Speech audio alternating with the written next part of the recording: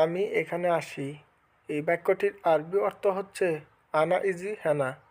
এখানে আনা অর্থ আমি, ইজি অর্থ আসা বা এসে, হেনা অর্থ এখানে।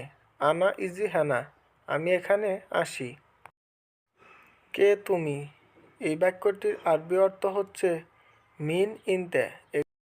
এখানে মিন অর্থ কে, ইনতা মানে তুমি। মিন ইনতে, কে তুমি? আমার ভাই। এই বাক্যটির আরবি অর্থ হচ্ছে আনা আখু। এখানে আনা অর্থ আমার, ভাই অর্থ আখু। আনা আখু, আমার ভাই। অখন কোম্পানির খারাপ অবস্থা। এই বাক্যটির আরবি অর্থ হচ্ছে আলহিন শরিকা তাবান। এখানে আলহিন অর্থ এখন, শরিকা অর্থ কোম্পানি, তাবান অর্থ খারাপ অবস্থা। আলহিন শরিকা তাবান, এখন কোম্পানির খারাপ অবস্থা। এটা কোথায় পেয়েছ? এই বাক্যটির আরবি অর্থ হচ্ছে হাদা হোয়েন হাচ্ছেল। এখানে হাদা অর্থ এটা, হোয়েন অর্থ কোথায়, হাচ্ছেল অর্থ পেয়েছ। হাদা হোয়েন হাচ্ছেল, এটা কোথায় পেয়েছ? এটা আমার মোবাইল। এই বাক্যটির আরবি অর্থ হচ্ছে হাদা হাগ্গি জাওয়াল।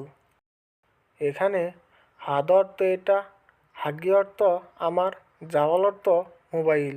হাদা হাগ্গি জাওয়াল, এটা আমার মোবাইল। তোমার মোবাইল নেও। এই বাক্যটির আরবি অর্থ হচ্ছে শিল ইনতা জাওয়াল। এখানে শিল অর্থ নেও, ইনতা মানে তোমার, জাওয়াল অর্থ মোবাইল। শিল ইনতা জাওয়াল, তোমার মোবাইল নেও। তুমি কি খাও?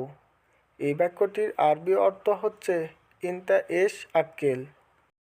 এখানে ইনতা অর্থ তুমি, এস অর্থ কি, আক্কেল অর্থ খাওয়া।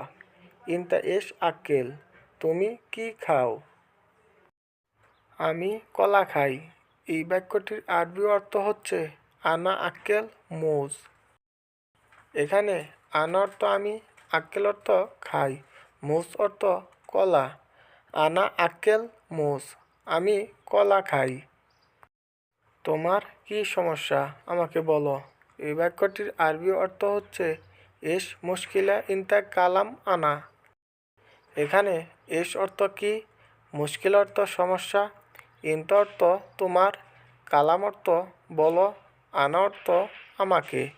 এস মুশকিলা ইনতা কালাম আনা, তোমার কি সমস্যা আমাকে বলো।